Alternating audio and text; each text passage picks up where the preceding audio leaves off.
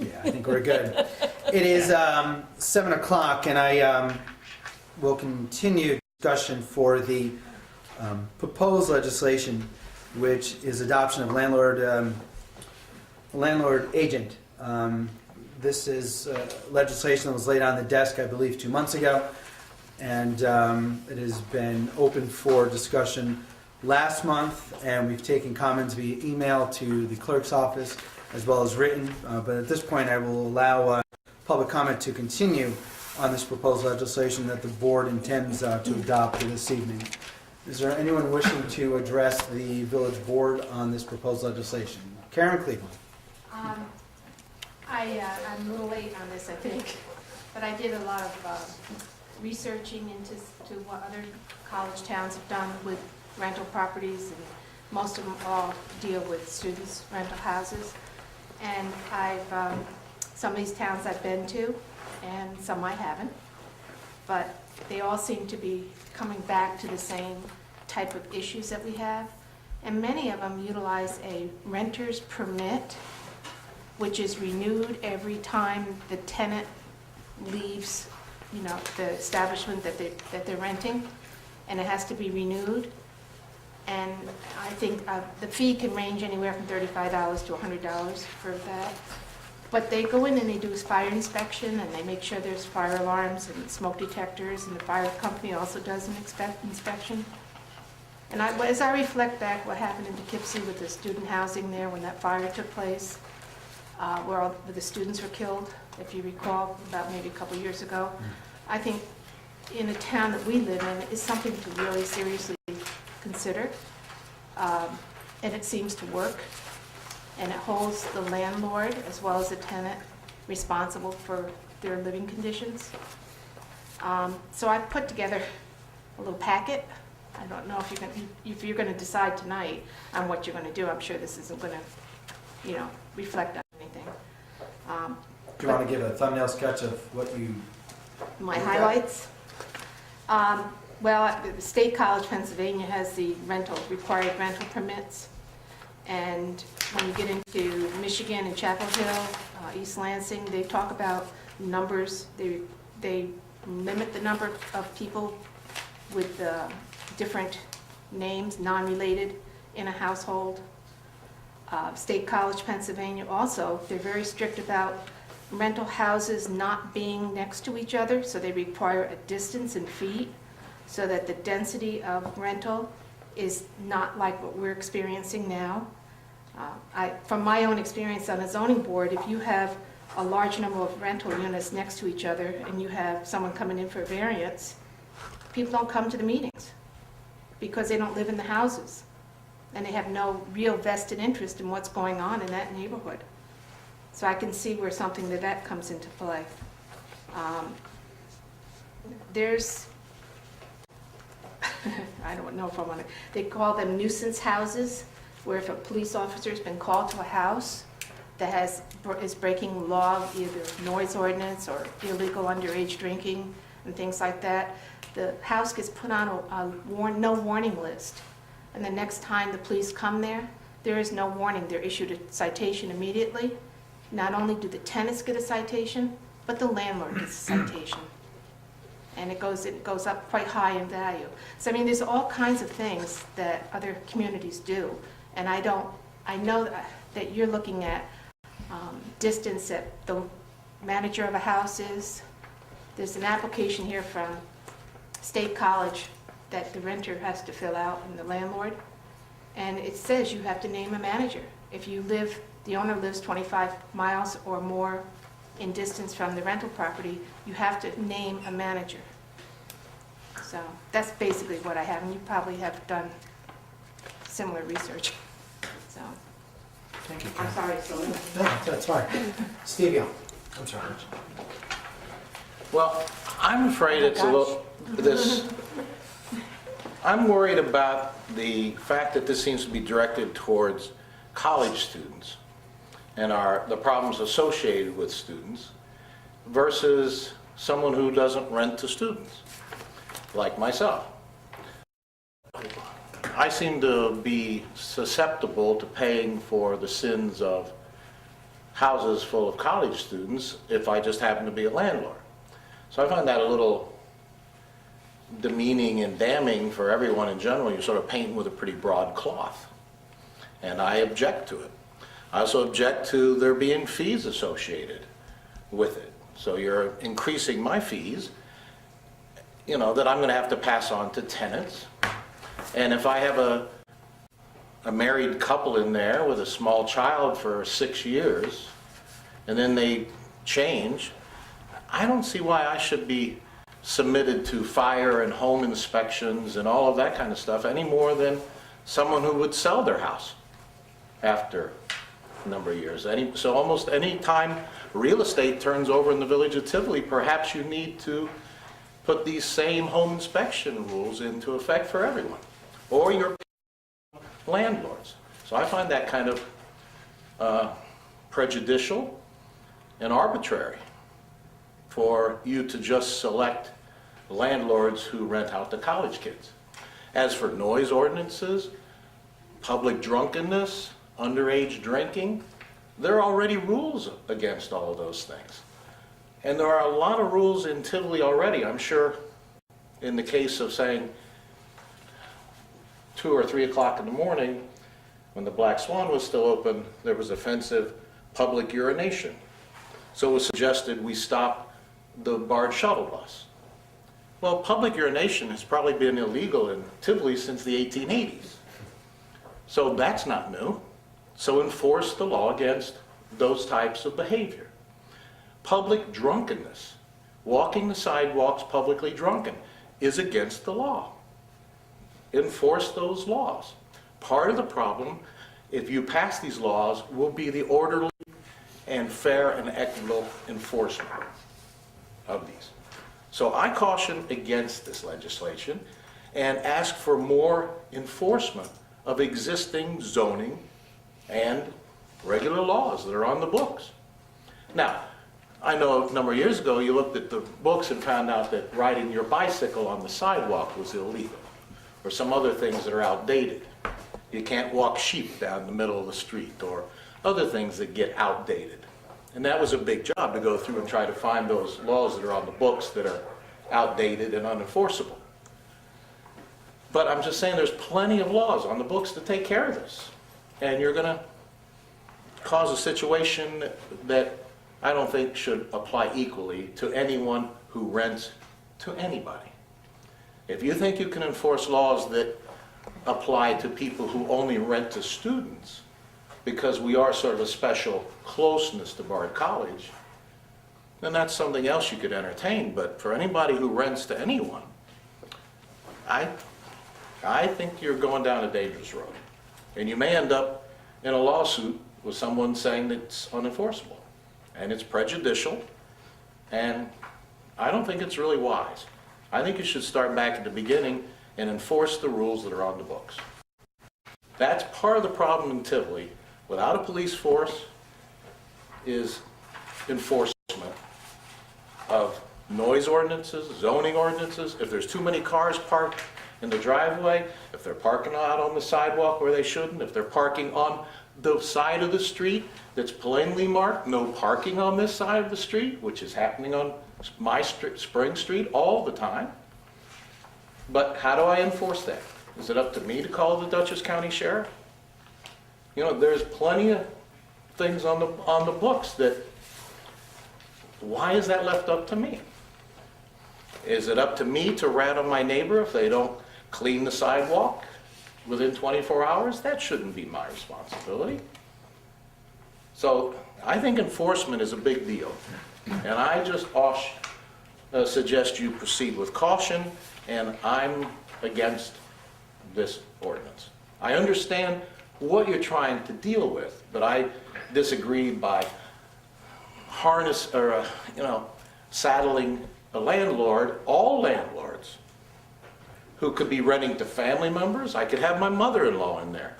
When she dies, should you have the right to come in and inspect the house and make sure there's batteries in the smoke detector? If I put batteries in the smoke detector every time we spring forward or fall back, like the fire department recommends, and my tenants take them out, because they can't cook without burning toast, can't take a shower without steaming up the house. How is that my responsibility? I'm supposed to, and if you look at leases with tenants, they have a legal right to expect me to leave them alone. When you rent a house and you sign a lease, there's a clause in there that says you have a reasonable expectation of privacy. I have a right to go down and inspect it, but I don't have the right to go down there and make sure they have batteries in the smoke detector every week. I don't have a right to go down there and say, I want those garbage cans picked up. Yes, they live in Tivoli, and they should, as tenants, be told by the village, you can't leave your stuff out for 3 days. Get the cans up. And as tenants, they should be fined. So I'm just saying this is not as easy or as simple as I'm afraid. And I also, unless I read the local paper, I didn't really, was I mailed as a homeowner? Was I mailed a letter recognizing this? Was I mailed a letter as a landlord? If you don't know I'm a landlord now, how are you going to know I'm a landlord later? This is all a big, much bigger ordeal than I think you understand at this point. And I, for one, as a landlord, sympathize with your goals, but disagree with your method. Thanks, Steve. Rich? I have some written comments, which I'll submit a copy of. First, I guess a process question, if, as Karen alluded to, if you're continuing the public hearing tonight and making a decision, what are the value of these comments? And my first recommendation would be to delay the decision. I agree a lot with what Karen said, and I'm sorry I didn't catch this gentleman's name, but I agree a lot with what he said as well. And I would like to see my comments considered seriously as well as these two folks. So I would suggest that, being that this is still a public hearing, unless you're going to meet in private session, talk about the law, and then come back out, I would suggest that, as a process question, that the decision not be made tonight in terms of the law. I too am a little bit confused about what the intent of the law is. If my understanding is correct, the proposed law is precipitated by absentee landlords, and unfortunately there are some good landlords in the village and there are bad landlords, and just as the saying goes, a few bad apples spoil the whole bunch. And while this gentleman might not be an absentee, but my understanding is too, it addresses absentee landlords that are not local. I don't know, this gentleman, I don't know if he's local, but it's not going to apply across the books, if I understand correctly. And it does, in terms of the intent, I don't think it references student housing at all, or, that precipitates a lot of the problem, I think, because they're transient, and I think it's been proven over and over again that they don't care about where they live, and unfortunately some of these absentee landlords don't seem to care about the quality of life in the village as well. In general, I'd just like to say, it would be nice if such laws weren't necessary in this village, but as Karen alluded to, and some of my research shows, college towns need rules like this. They need laws. They need stronger noise ordinances. They need stronger enforcement. They need, landlord registration laws because of the nature of lease, so to speak, the nature of the clientele. And again, this gentleman might rent to non-students, and I was glad to hear somebody who was here last meeting, who was my neighbor, who that house has been empty for a few months, very concerned about who's going to move in there. We're going to have enough. There's more and more student housing. In the past 2 years, 22 Montgomery has become student housing, 84 Montgomery. Both of these had families in, moved in. They both have become student housing, which, again, just unfortunately degrades the quality of the neighborhood. And I'm also concerned that this law, as it is unenforceable. I've been told repeatedly by law enforcement officials that the local noise ordinance is unenforceable due to its ambiguity. And I think this law has a lot of ambiguity in it as well. The proposed law does not address the fundamental quality of life problem in the village, the house parties and the noise created between 12 midnight and 3 a.m. and other nuisance problem created by tenants of rental units. While important, this law fundamentally will protect the renters from such things as like what happens recently, the fire that resulted in the death of Marist students in the rental unit in Poughkeepsie. This law will help protect the students that rent these properties, which is important, but does not address the larger problem of house parties and the noise and other nuisance created at these rental properties. Again, as a neighbor to the homeowner who commented on this proposed law, it's a relief to know that she has no plans to rent her house to students. And again, while her and her husband may not be absentee landlords, unfortunately, there are many in Tivoli that do not care about this community, and they're, a few bad apples spoil everything for the responsible landlords. Again, the ambiguity of the law. To me, when I looked it over, I would suggest that the law needs to more clearly define things like multiple dwellings, what that means, what rental properties mean. Again, I did some research and a little different tack than Karen. I looked at landlord registration laws in Jamestown and the city of Kingston, New York, to see what other New York communities are doing. And I've referenced some of those definitions in here, which I'm not going to read. I'll just submit them for public comment about that their laws defined the things like multiple dwellings and rental units more clearly. Again, I've heard over and over again that our noise ordinance, I can't tell you how many times I've been standing on my porch at 2 o'clock in the morning and being told by a Dutchess County Sheriff that they can do nothing to enforce the noise ordinance because it's too ambiguous. So I would suggest that you make this law as clear as possible. Like this gentleman referred to, does the village have a current inventory of how many properties will be affected? Do you have an inventory of properties owned by Dutchess, Columbia, and Ulster County residents? The proposed law also states that the code enforcement officials should maintain an index or other record of such registration information and shall provide on a periodic basis updated copies of such information to the village clerk and the village fire chief. As a local enforcement official in Tivoli, I've never seen one in Tivoli. It's my understanding they don't spend any time here. We need to go to Red Hook to talk to them.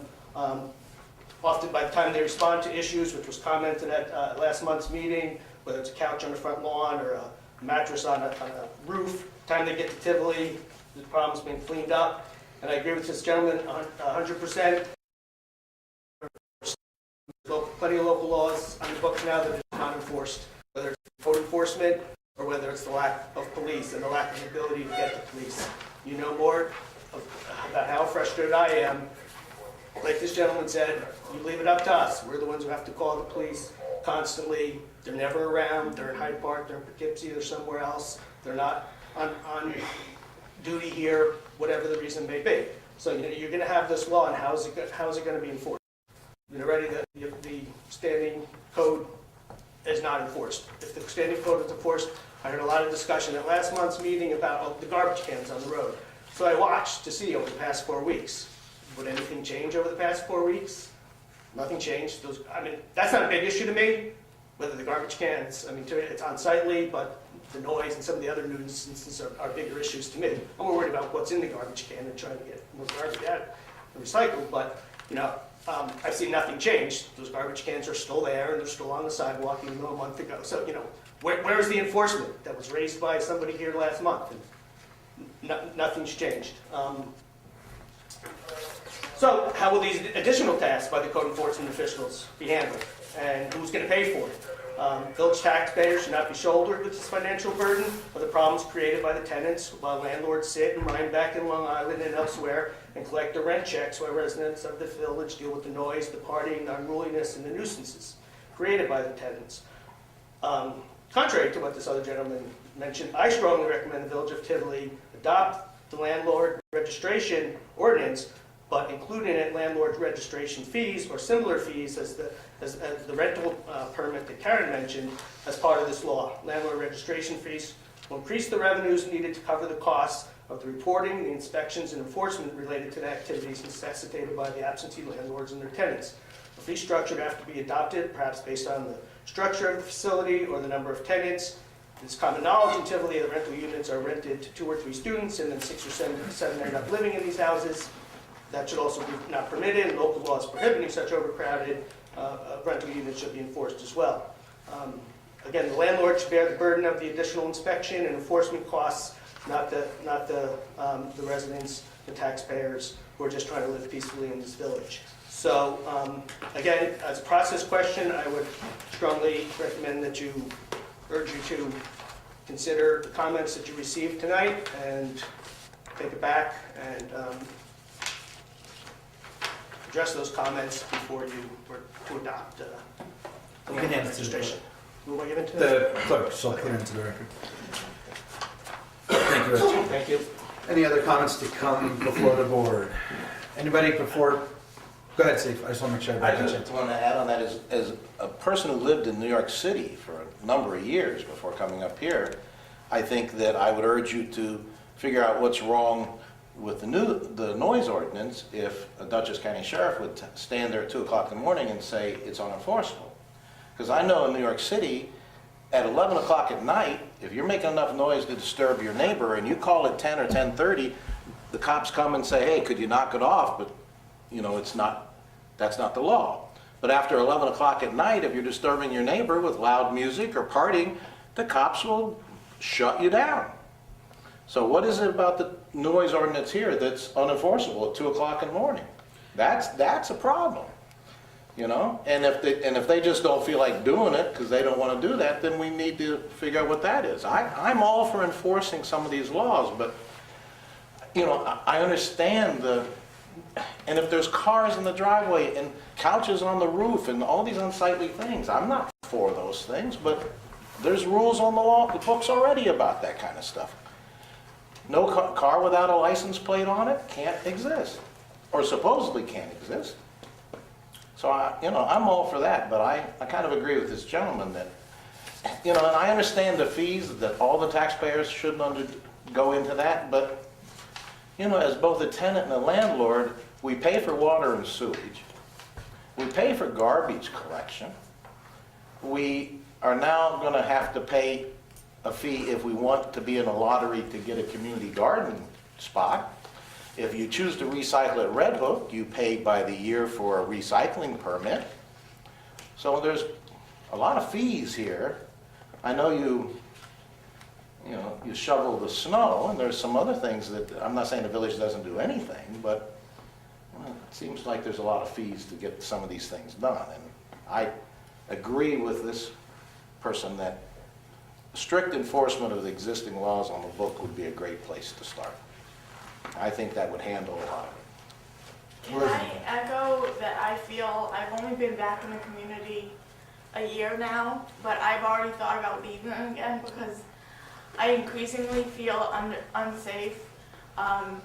And sometimes at night when I've entered and exited out of the main entrance, I come across bar students just walking down the middle of Broadway for no reason. I don't want to turn this into an anti-bar college discussion. I'm not. I just want to make sure I'm not dissing and this legislation isn't geared towards college I'm students. not dissing Bard College at all. I'm just echoing what's kind of already been discussed in enforcing the laws and what's the need for new legislation when there's plenty of legislation. I know there's good intentions behind this law and I understand the concerns with some of the residents, but I just don't. We need to enforce laws because our community is unsafe. I'm starting to feel more unsafe and I've considered leaving. So, that's it. Any other further comments to come before the board? Karen, please. I understand what Steve's saying, how he rents his houses out to non-students. And I'm happy about that, Steve. And if you have a tenant for 6 years, I'm really happier yet. But we're talking $35 to have someone just inspect and just to know who's in your place and who's going to be the manager. I don't think $35 is going to hurt someone who rents anywhere from $1,500 to $2,500 a month rent. And many of these apartments turn over, and every year. So I think that it's a price for safety is not something that's outrageous. Could I rent to someone while waiting for the inspection to happen? Or would the inspection hold up my ability to rent? Those are the kind of details. But those things have to be worked out, right? Well, if it even goes. I bought a house in Tivoli 5 years ago, and to buy that house and to get a mortgage, I had to have an inspection and make sure that everything was working. It's not all that different. So when a house does turn over, it does go through certain inspections. But unfortunately, the code enforcement officer in Tivoli ended up costing me thousands of dollars because he approved I want to keep the But- conversation strictly to the proposed legislation. But yeah, No, we're talking about enforcement, okay, and legislation. So that's something that has to do with the legislation and are you going to enforce it? I mean, is it going to mean anything if you were adopted?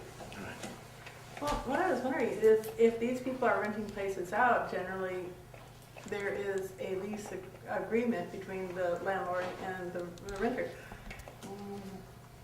It's like that should be your basis. If you needed anything, that should tell you exactly who's there and what their agreements are in terms of the rental. Do you need to add more information to it? I mean, like I said, it's like all of a sudden you're just creating more of a burden for other people. I guess that's what you could do, but I just don't understand why that would be, if you needed anything, you could have a copy of the lease agreement. Then you know exactly where you would. But now, with not being able to change the water and that you have with the village, the sewage and the water, and not being able to turn it over to your renter, and now it's just in the landlord's name and cannot be changed into that, you lose that aspect of knowing who's in the house, because you no longer have that information of who the house is being rented to. Any other further questions? At this point, I entertain a motion to close the public hearing. Motion's been made by the deputy mayor. Is there a second? Second. Motion's been made and seconded. All in favor? Aye. Opposed?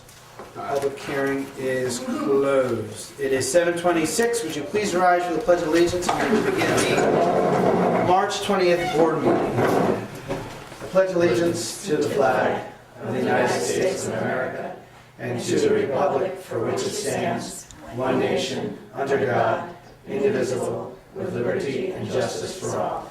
Thank you all very much. You've had an opportunity to review the agenda, I hope. Is there anyone wishing to address the board on agenda items only? Seeing none, moving into regular business, a clerk's report, please.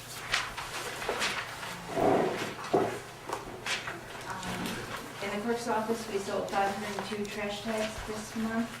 They're reflecting on the water sewer billing payments.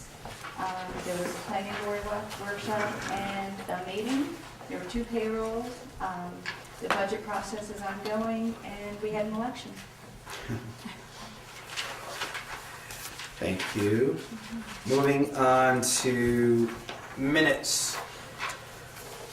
You've had an opportunity to review the minutes. At this point, I entertain a motion to approve the special board meeting minutes of February 6th, as well as February 20th, and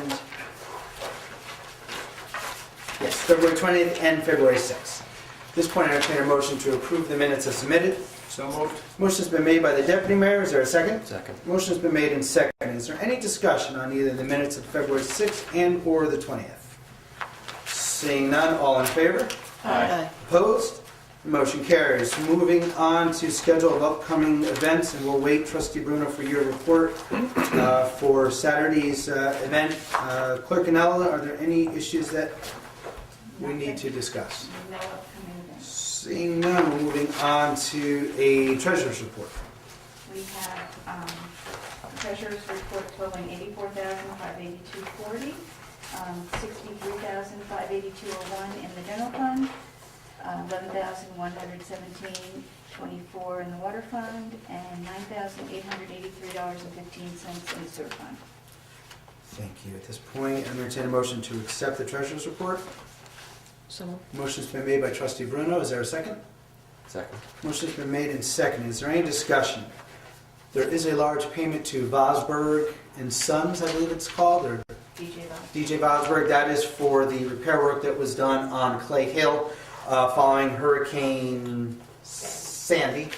Thank you. Irene. It was the previous one, yeah. Oh my gosh. There was work done on Clay Hill, and that is legislation that is funding that came to us from FEMA. So we received federal funding for that. So That was for the culvert. that was for the culvert pipe and also fixing the guardrail as well. So moving on, you've had an opportunity to review your all of the vouchers. So I would entertain a motion to approve payment of the bills. So moved. Motion's been made by Trustee Israedi. Is there a second? Second. Motion's been made and seconded. Is there any discussion? Seeing none, all in favor? Aye. Opposed? Motion carries. Moving on to zoning report, Trustee Israedi. Yes.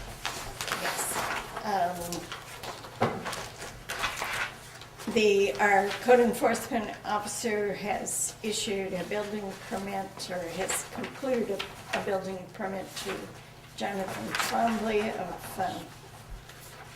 and that's really it That's it. for this week.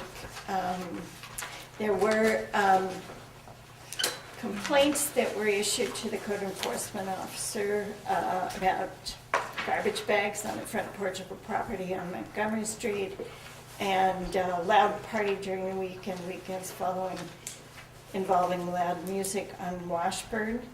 And the code enforcement officer went and tended to those two issues. Thank you very much. Moving on to election results, Clerk Anella. Okay. There was a total of 109 votes in the village in a snowstorm. 100 votes for Mayor Crana, 92 votes for Trustee Bruno, and 70 votes for Trustee Israedi. I want to thank our election workers, Margaret Lemon and Judy Scott, who always do a fantastic job. We were over here at the firehouse for the first time in many years because our elevator is not working at this time, so we moved the elections over here. They tell me they like it over here, so we'll be speaking to the members of the fire department about moving our elections over here permanently, because if there's one thing I've learned in being mayor is you keep Margaret Lemon happy.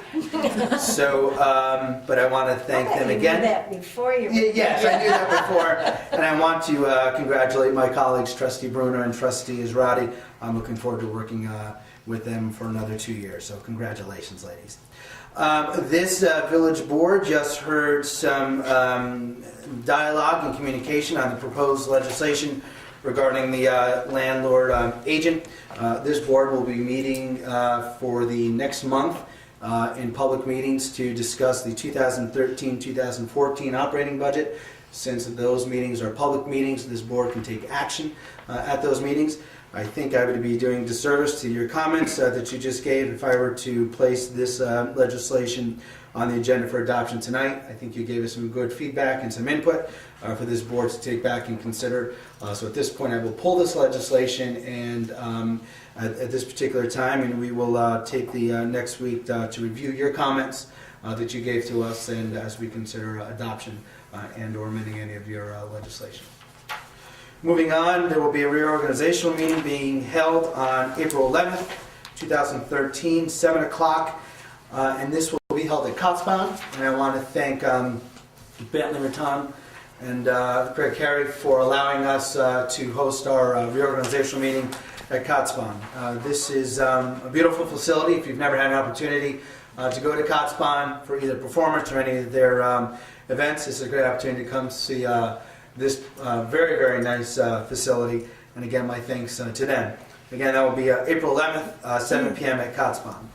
There was a car accident that took place 2 weeks ago at the intersection of 9G and Dutchess County Route 78. It was a rear-end collision. That Monday, I received a phone call from the person that was in the car accident asking me, why don't we have a stoplight there? Can we put a stoplight in there? My first response was no. State DOT does not want to put a stoplight in there. Their concern is the possibility of rear-end collisions.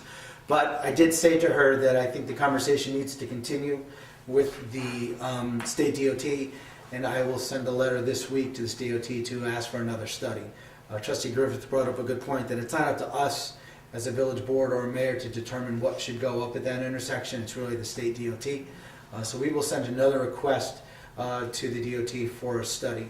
But I would say if anyone has any input that they would like to add to my letter that goes up to the state DOT to get it to me, we'll give everybody a week We'll send a soft letter up that what the situation was, but we'll send a formal letter up to the state DOT in another week. So if you'd like to get some comments into me, please get them to me. You can send them to my attention.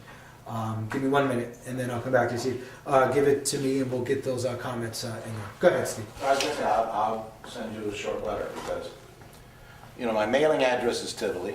I legally live outside of the village of Tivoli, but just to come every day and get my mail and go back and forth, and I've been complaining along with Pete Buckley when he was still alive to both reduce the speed limit of 55 miles an hour on West Curly Corners, which is crazy, and this intersection. We were asking for the same thing, so if I could help you do that, I would be more than happy to. Thank you. We'll take any comments that we can. Did you want to? Oh, I thought you had a comment. I'm sorry. I was thinking about 9G because there is, the town of Red Hook has requested and I believe been granted a determination that the speed limit on 9G there'll be an extension of their 45-mile-an-hour speed limit to Kelly Road. To Kelly Road. Yeah, but take your point that you're talking about West Curly Corners Road coming west. And we tried several times, and we're essentially told that it couldn't be lowered because it's too scenic. So it's working against us. There's no big subdivisions. There's no commercial enterprises. There's this, and since then, you do have the nursery school on the corner of West Curly Corners and 9. Kids get on and off the school bus there. Some kids get off a school bus at the horse farm now, Chestnut Hill. So there's a couple of things, and we could say, well, there's a commercial enterprise, but essentially, we're told, well, until you build a couple big old subdivisions, this is a 55-mile-an-hour road. And you cannot drive that road in its entirety at 55 miles an hour. It's too hilly and it's too curvy. And the guy who came from the state looked at us, and Mark Molnar was at the meeting, Pete Buckley, myself, several other people, and he said, no.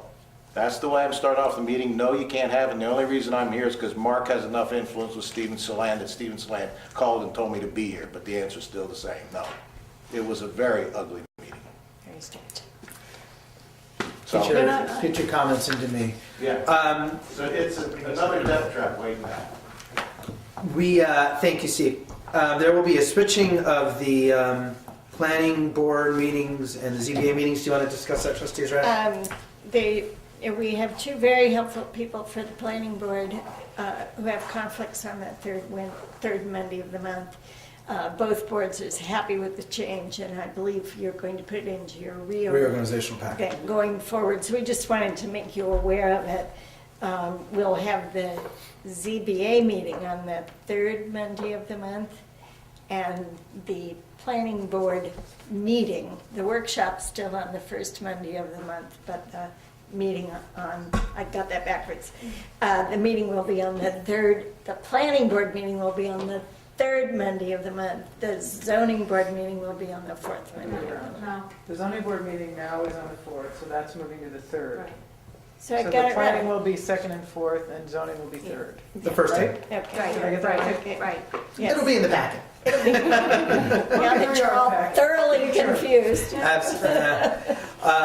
The next official board meeting, the monthly board meeting, will be held April 17th, 2013, 7 o'clock, and it will take place over at the American Legion, as well as the workshop prior to that will also take place at the American Legion at 6 o'clock. The regular workshop will take place on April 10th, 6 o'clock, also at the American Legion. And Mr. Mayor, did you want to mention the budget workshops as well? Yeah, I was. Okay. Yeah, and as I said earlier, every Wednesday up until the adoption of the budget, this board will meet at 5 o'clock over at the American Legion to discuss the 2013-2014 operating budget. And any other business that may come before?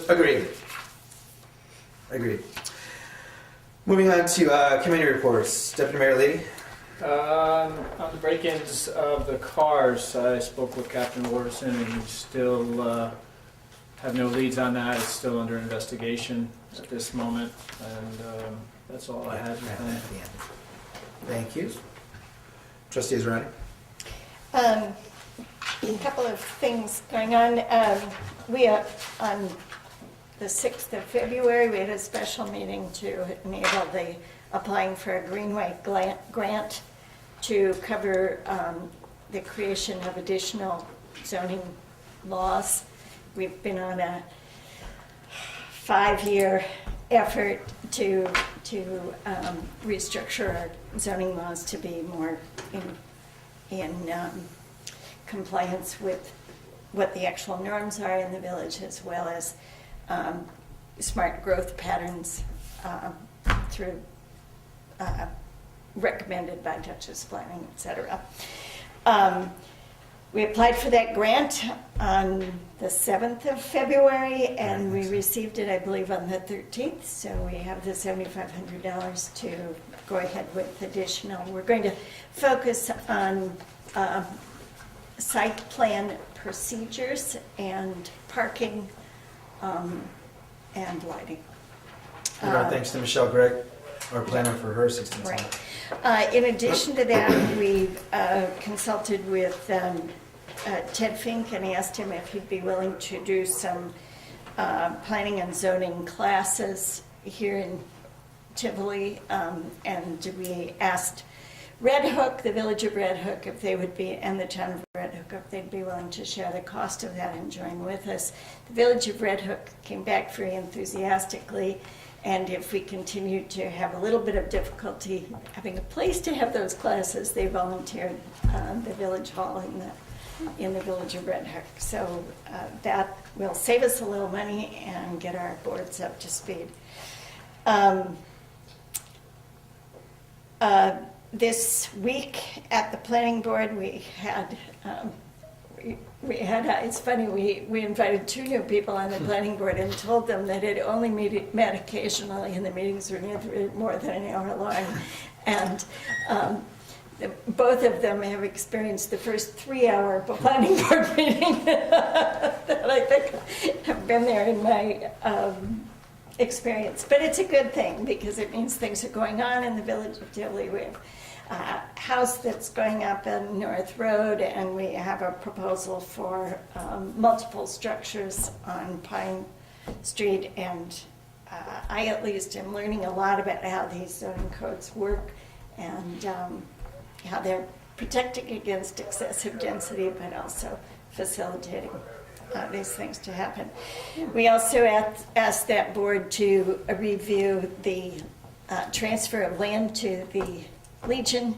This is a project that started back in 2000, whenever it was, that the Legion, Legion Hall, which was on a church right next to the village hall, burned down, and as a consequence of that, an agreement, a 2-page agreement, was set up so that the Legion could build a building back where it is now on village land in exchange for the village using the land where the Legion Hall had been. And we are finally documenting that process, and the planning board has to do such things as a consistency review with the local waterfront revitalization plan, and they have a role to play in this, and the ZBA is going to get to have a part of the action as well, and that all went quite well.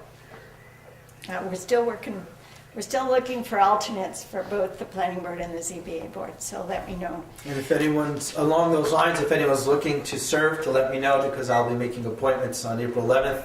I'll be submitting a packet to the village board of trustees for adoption for 4 members. And speaking of appointments, I have been told by one of the town councilmen, who happens to also be a village of Tivoli resident, that the town of Red Hook is looking to fill a slot on the assessive land assessment review. Any of you who have challenged the value of your assessment, you know that there's a grievance process there. It is a board of citizens who do that, and they are looking for somebody from Tivoli to fill one of those spots. Great. Trustee Bruno? Okay, first off, I would like to extend my congratulations to both Mayor Cranen and Trustee Israedi for last night's election. I look forward to working with them along with Deputy Mayor Leedy and Trustee Griffith on future projects. Second, we go back to the upcoming events. This coming Saturday will be our Easter egg hunt, 1:30 here at the firehouse. There will be a visit from the Easter Bunny, refreshments, arts and crafts, and the one item that everyone comes for is the egg hunts. We'll have 3 age categories, and they'll begin shortly after 1:30, after the arts and crafts are through. So probably 2:15, there'll be Easter egg hunts for the kids. In the process of gathering information for the summer rec program, things are starting to move on that. Work in the park will resume when the weather permits. And just as an extra to keep in mind, the Sunday breakfasts at the Masons, and also keep our library in mind, programs for all ages. And whatever they do, anything over there, it's, to me, for any age, it's never disappointing. That's what I have. Thank you. Trustee Griffith? Thank you. Begin with the water report for the month of February. The ball lot was turned off for the month. The McKnight well was pumping an average of 7 gallons per minute for a total of 293,900 gallons. The 2PW well was only turned on 13 days out of the month of February and put out 131,800 gallons. The 5PW was only turned on 6 days, yielding 61,300 gallons. The 4PE and 10PE wells averaged 13 gallons per minute for a total of 549,400 gallons. The Woodmark wells were averaging 17 to 18 gallons per minute throughout the month of February for a total of 709,300 gallons. Let's see, February 12th, we did have that major main break at the Four Corners in front of the laundromat, which was attended to that very day. And I think it's still gravel now, but will be repaved shortly. That was the only problem with the month of February. Village court report, the month of February. Total charges received, 22. Total charges disposed, 20. Total money collected and remitted to the state comptroller in fines, $625. Surcharges, $85. Civil fees, $10, for a total of $720. Last month I had mentioned that the court clerk, Barbara Malinsky, had taken the initiative to apply for a state grant, which she won, in the amount of $5,000, and she had requested that amount of money to replace the chairs in that room, which are used by both the court and our village meetings when our elevator is up and running, as well as some of the chairs behind the bench, and also replacing the ancient air conditioners with some new Energy Star rated efficient air conditioners. And I have a little update, which is the chairs are going to come this week, and there was a little money left over, and she's going to try and replace the carpet as well. So once again, thank you and congratulations to Clerk Malinsky for doing that for all of us here in the village. And we donated the chairs. And we donated the old chairs to Habitat for Humanity. We looked around for various groups to receive them, and they're going to come pick them up when the new ones come in. So, and we're still collecting names for the Community Gardens second season. The last day that I will take names will be April 1st. Again, as I said, if we have more gardeners than we have plots, we will have a lottery in the interest of fairness. And the plots are 8 by 12, and there is a $30 fee, which goes to garden maintenance, the fence, etc. We're still under the plot number, so if we don't get a few more, then we don't have to have that lottery. But maybe we could have lottery.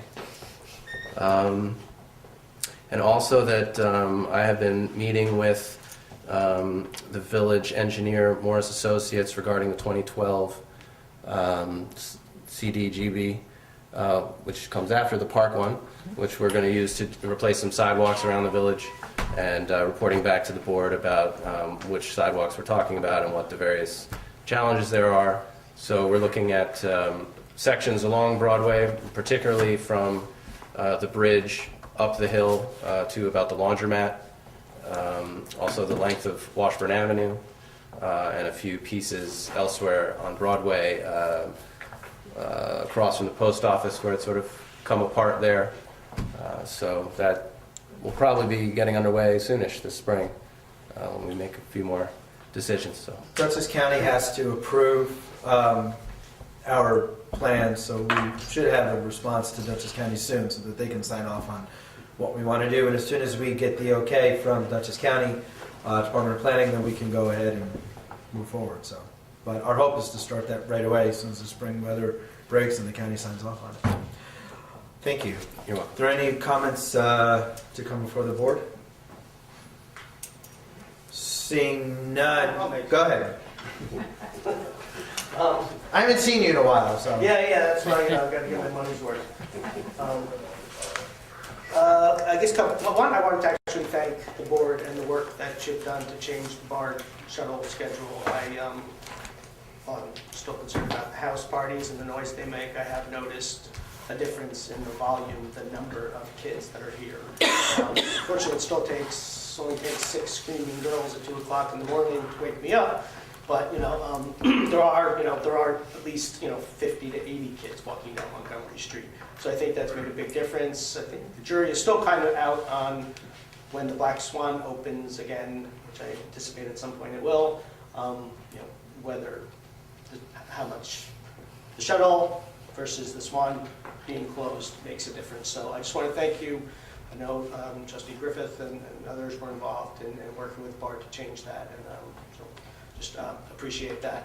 And the other concern I want to just get a feeling from the board about, you mentioned the water main break, and I had no idea water main break, but I know when I turned on my water on Sunday night, it came out yellow. It looked like urine. It was. I went to serve it to my family. I use tap water. I don't believe in bottled water. I believe in good tap water. We pay good money for it. But then on Monday when I tried to find out what happened, I don't feel like I was treated appropriately. I was told I was looking for a fight. I wasn't looking for a fight. So my question to the board is, do you believe that residents have a right to know what's in their water? So as far as I know, we do have a right to know what's in our water. And I still haven't gotten an answer exactly, whether it's just discolored or whether there was something actually in it. And I understand the water may break out of your control and you responded very quickly to handle it. But I didn't really appreciate the way I was treated when I tried to find out. I know, perhaps my relationship with this board has been adversarial at times, but I wasn't looking for a fight. I was trying to get information about the health of the water that I make coffee with every morning and I serve dinner to my family, to cook with and then serve in a glass. And when I went to serve it on Sunday night and it was yellow, obviously no one wanted to drink it. And I had already cooked with it before I realized it was yellow. But, so, I still don't know if there were issues in terms of health. I haven't gotten a straight answer. So I have a concern about the way that was handled when a resident wants to know what's in their water. So, another comment. I can answer if you. Okay. Whenever our system is tested routinely. We have our plant and our water is tested routinely. Monthly, I believe. Through DPW. And I think and we always send out annually, I think a water report. Quality report is always sent out. Whenever there's an issue, if the DPW superintendent thinks that there's an issue following a water main leak or water main break, we always notify the Department of Health. There's always a notification to the Department of Health. Unfortunately, when there is a water main leak and a water main break, there is going to be discolored water. And as soon as we find out about it, we try everything under the sun to try to notify people. I did a state of emergency, and we did the best we could to notify residents. Unfortunately, when there is a break, when there is a leak, it's discolored. But there is, according to what I've been informed by the superintendent, there was no health concerns in anyone should have. It was just cloudy water, but there were no health concerns that the superintendent was aware of. And again, our water is tested routinely, and those water reports are sent out. We send them out in water bills, actually. Yeah. Well, I get It's the a good annual idea water to report. flush it pipes and clear it out. Yeah. Well, yeah, I mean, When we I were, didn't use the water until it cleared out again. Yeah, but until when it cleared glass, you can see it yellow, but, This is probably relevant. So while reading the gallons per minute, I did not read to you the New York State Department of Health Water Systems Operation Report, which I do have a copy of in the month of February report, and it has various criteria in, and checking off, is there a problem? Yes, no. So this particular report looks good, but I'd be happy to read these when they're presented to me in the water report. It's probably more interesting than gallons per minute, perhaps. some of us. Yeah, well, it's an important issue, obviously. Yeah, yeah. So, well, thank you. A couple other comments, if I may, unless other people. Okay. You mentioned the sidewalks being done on Washburn. As far as I know, on Washburn, there's no curbing there, and I think a big part of the reason, again, it comes full circle to the rental units, I think. The vehicles are always parked half up on the sidewalk. They back the trucks in to move in and out. So I guess part of my question is, will there be curbing put there as well with the sidewalk? So, Good question. so we don't put a sidewalk in there and a year from now it's going to be destroyed again because the tenants there are parking the vehicles on top of. Rich, it's a good question. It's one we've considered, but Joel's going to tell you the answer is more complicated than you may hope. But first I'll Things don't always say, are more complicated than I would hope. first I'll say that I've probably spent, this is the curb or no curb on Washburn, sidewalk on Washburn has been very dear to my heart for many months because, as you know, I live in that area and I experienced firsthand, the things that you do as well. What's the board's desire obviously was to have a curb because that's one of the most sensible ways to begin to correct horrendous parking. And as you know, that sidewalk is over 40 years old. It's basically disintegrated away completely. And so that allows cars to just go right off the avenue and into the yard, or, they're absolutely helter-skelter, along with the garbage cans. And so we would like a curb. Problem is, the curb is going to channelize water and create some significant drainage problems. So this is exactly the conversation I've been having with the engineer this week about what the options are. And in order to not create new significant water runoff problems, we may have to loosen our grasp on the desire of a serious curb there. But A nice rain garden at the end of Washington. fortunately, the first portion of the avenue would flow back towards Montgomery Street, so there can certainly be a decent curb on that part. There's no water collection, storm collection? That avenue is actually without any drainage infrastructure at all, which has been creating steady problems over the years, which we are aware of. And we see the sidewalk; it's not exactly the same, but they're connected, and particularly if you channelize water by putting a curb. Sorry, I had one other comment. So I'm not sure that we're going to be able to have the curb, certainly for the whole length of the avenue, but we just had a discussion earlier in our workshop about how there are other strategies for correcting parking, namely parking tickets, and so I don't know about that. I've ran Well, that's into where I students see it. and they don't care about those tickets. if we can't get that I'll curb to to Steve. do it, I got you. we're going to make the police do Okay, it. So all right. I think I answered your question there. Okay, And it's talk to you incidentally- more because I think there are other options to handle drainage. Incidentally, in the conversations we've been having about that grant for over a year, and trying to triage, the sidewalks throughout the village, sidewalks have different functions. The obvious one is to let pedestrians move along out of the street, which is certainly the case, say, on our choice to work on the sidewalks coming up the hill on Broadway into the village. But also, in the instance of the Washburn Avenue neighborhood, sidewalks are a piece of infrastructure which says, civics are here, and the community's here, and the village is here. And having seen that, certain areas in the village really degrade in recent years for the reasons we're all aware of, I think it's important to put a sidewalk there. It's a dead-end street. There's not a lot of foot traffic that couldn't, in a default way, go up the road itself. However, how does the village go to all these troublesome properties and say, hey, do this? Well, we need to keep it up. So I think the argument in favor of urban renewal is a valid reason to choose that place to do a sidewalk. Yeah, I understand what you're saying. I wouldn't necessarily agree because, as I think this one alluded to earlier, the majority of BART students don't use the sidewalk, and that's all primarily BART But housing. again, we don't need to bash the students. They are a part of our community, so. But they don't use the sidewalks, and I'm not bashing them. I'm making up. I've lived there 5 years. Well, I I'm mean, not buying them. They don't use sometimes the I don't use the sidewalk. sidewalk. How's that bashing them? They use the street. I know, but I don't want to turn into a, Well, I don't really appreciate that comment because, you're spending our money on putting a sidewalk there. I disagree with you, Joel. I don't think it's the best place to put a sidewalk. And if there's drainage issues that compound it, there are other places that need sidewalk much more than that I use all the time when I walk the village and I walk down Broadway and walk through the village, that the sidewalks are much disrepair that are much more highly used than that area that doesn't get. And the BART students primarily do use the street as their vehicle for walking. And that's, and it's not bashing them, it's what they do. I'm not telling you that, we need to pass a law that BART students have to now use the sidewalk, especially if we're going to put one on Washburn. No, I'm not saying that. I'm making an observation, which I think a lot of people will agree with. They use the roads as their vehicle for movement, not the sidewalks. Very rarely do they use the sidewalks. And sometimes after dark, dressed in black in the rain, which become, I almost hit some kid the other night. And I don't want to hit anybody.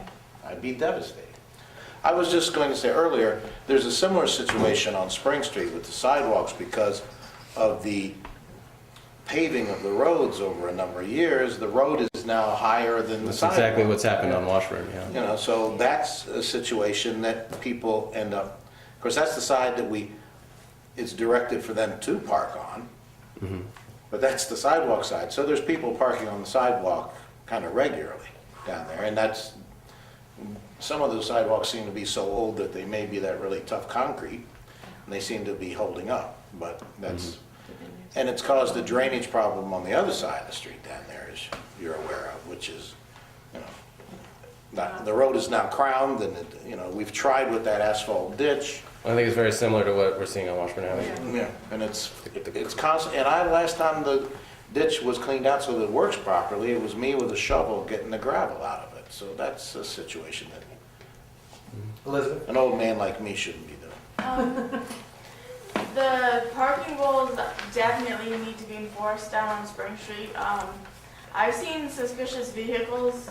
I mean, I know my neighbors, I know their cars. There's only about 5 or 6 of us on that street. And I've seen suspicious cars. One night even blocked my driveway at 11 o'clock at night to the point where if I needed to get out of my house, I wouldn't have been able to get out. And also there's that house that I couldn't see the right of way of getting out of Spring Street because if somebody parks at the bar kids, that house that's rented out, if people park on both corners, there's no way, you know what I'm talking about, there's no way you can see the right of way. And I've seen a couple of accidents happen at the top of Spring Street, so something's got to be done. And I have not seen a sheriff ever patrol Spring Street, and I feel like we're kind of a forgotten about part of the village because I don't ever see anything. Rich, you had your hand up for another. Just to employ you, since there are drainage problems, to work with the engineer to look at pervious pavement sidewalks. Yes. Anybody else? Thank you for your comments on all the topics that we discussed tonight. I want to discuss the village lost a good friend a couple weeks ago. Alan Covert, for those of you who remember, was the litter patrol gentleman that the village had for many years. Alan used to ride in his tractor and all the parades and just used to drive around the village all the time, and was a dear member to our village family. Alan passed away a few weeks ago. His wife and is still he's survived by his wife Audra and his children, and I was honored to have been asked to speak at his funeral a couple weeks ago and represent the village. And the casket that was draped over Alan's casket was given to me for the village. We will fly the flag. Yeah, the flag that was draped over his casket. We'll fly it over Village Hall and then we're going to have it refolded and encased, and it'll be on display.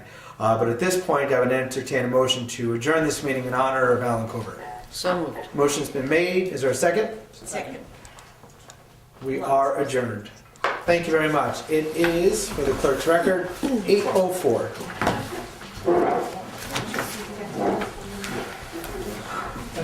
Are we off? I have a red light. Am I still off?